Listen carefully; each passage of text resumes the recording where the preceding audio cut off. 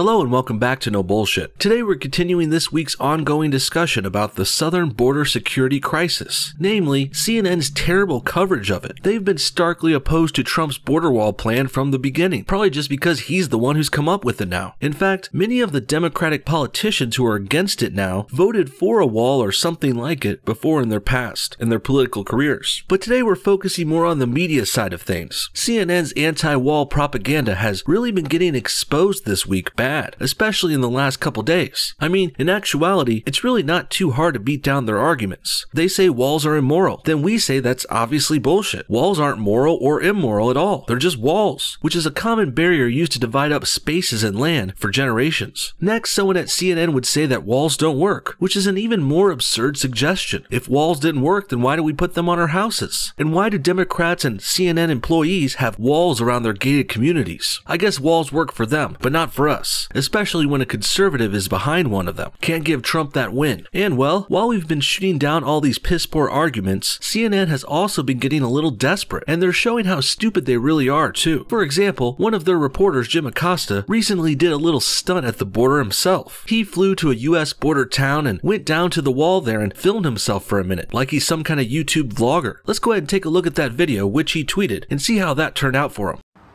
And here are some of the steel slats that the president's been talking about right here. As you can see, yes, you can see through these slats to the other side of the US-Mexico border. But as we're walking along here, we're not seeing any kind of imminent danger. There are no migrants trying to rush toward this fence. Well, obviously they're not going to try and cross the border there, Jim. There's a giant 20-foot wall right next to you, with guards standing around it. Acosta really can't be this stupid though, can he? He's literally proving our side is right here. Jim would have done better for his liberal side here if he just took off of work this day. But instead, he's helping the pro-Trump, pro-wall side win their argument. Thanks, I guess. Didn't think I'd be thanking Jim Acosta today, one of the worst reporters of all time, but hey, I'm always open to new experiences. Here in the McAllen, Texas area, as a matter of fact, there are some other businesses behind me along this highway. There's a gas station, Burger King, and so on, but no sign of the national emergency that the president has been talking about. As a matter of fact, it's pretty tranquil down here. Jesus Christ, look how smug and punchable this loser's face is. Congratulations, Jim. You filmed a YouTube-style daily vlog by a Burger King, but instead of recognizing that you're just as talentless as those YouTube vloggers yourself, the ones you're emulating, well, instead of that, Jim thinks he's some kind of smart guy saving the world, like he's Woodward and Bernstein breaking the Watergate story. You're really not though, Jim, and why don't you quit misrepresenting the president and what he says and means? There is a crisis at our border. Clearly, illegals and criminals and drugs and weapons come across the southern border of America every day. Just because you went to a Burger King and got your iPhone out in selfie mode by the border wall one day, that doesn't mean this crisis isn't happening, Jim. No one said there was an issue at every inch of the border anyway. It's almost 2,000 miles long, by the way, the border we share with Mexico, so clearly there's not going to be problems everywhere in that big of a stretch of land, especially in places where there's this excellent steel slate barrier already in place. Unfortunately though, all of that 2,000-mile border is not as shored up as this part by the Burger King, which Acosta visited, probably after getting a kid's meal, with a little sippy cup because he's a big baby. And for anyone with common sense here, you can reason that those sections without the wall along the border, that's where the illegals are going to get through. That's what they're aiming for. So not only has Acosta shown that this wall is working here in his vlog, but also he's indirectly pointed out the real problem at the border. We need this kind of wall across the entire border in order for this barrier situation to be as effective as it needs to be. Two other things I thought were funny about this Acosta video were, first, he's wearing these Ray-Ban glasses that look like they're for a younger person than him. I'm actually ashamed to say I used to wear a pair like this too, a few years back, but thankfully I got rid of them. And nowadays, when I see expensive glasses like this, I just think the wearer is some kind of elitist douchebag, a wannabe hotshot liberal loser like Acosta, who's trying to look younger. That or sometimes LA hipsters wear these too. Sucks because Ray-Bans are actually pretty legit glasses, but I guess that's just another thing the leftists have ruined. Also, secondarily, if you look closer into Jim's glasses, you can see that he's indeed filming himself here on probably an iPhone. Kinda sad. He's supposed to be one of CNN's top reporters, their White House correspondent, and he can't even get a cameraman for himself, or even just ask a passerby to shoot something for him real quick. What a jackass. Now, I'm definitely not the only one to notice this tweet and video from Jim. 5 million people have watched it so far already on Twitter. It's really becoming a big meme itself too. Even President Trump saw it and tweeted about it. He promptly retweeted it with the hilarious hilarious caption, "Dear Diary." Well put, Mr. T. Jim does seem like a schoolgirl telling little stories to their camera phone. It also shows how Acosta is not even close to the president's level. Trump sets up nice professional shoots for his speeches and videos, while Acosta goes to Burger King's with his camera phone, making points that only help his opposition. What a putz. Next, let's turn to a press conference the president held the day following this Acosta stunt. Trump eventually roasted Jim again too, so let's take a look at that video. But Congress should do this. This is too simple. It's too basic. And Congress should do this.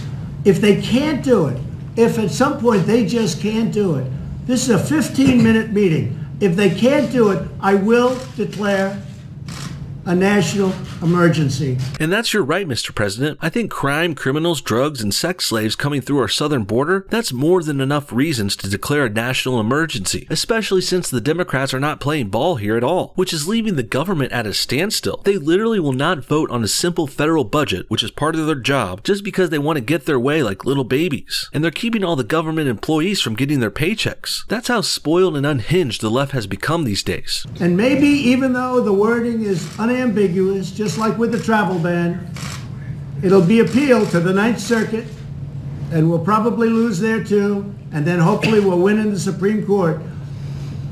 But that's what happens. You can take the most perfectly worded document, as we have in this case, and they'll always bring it to the Ninth Circuit.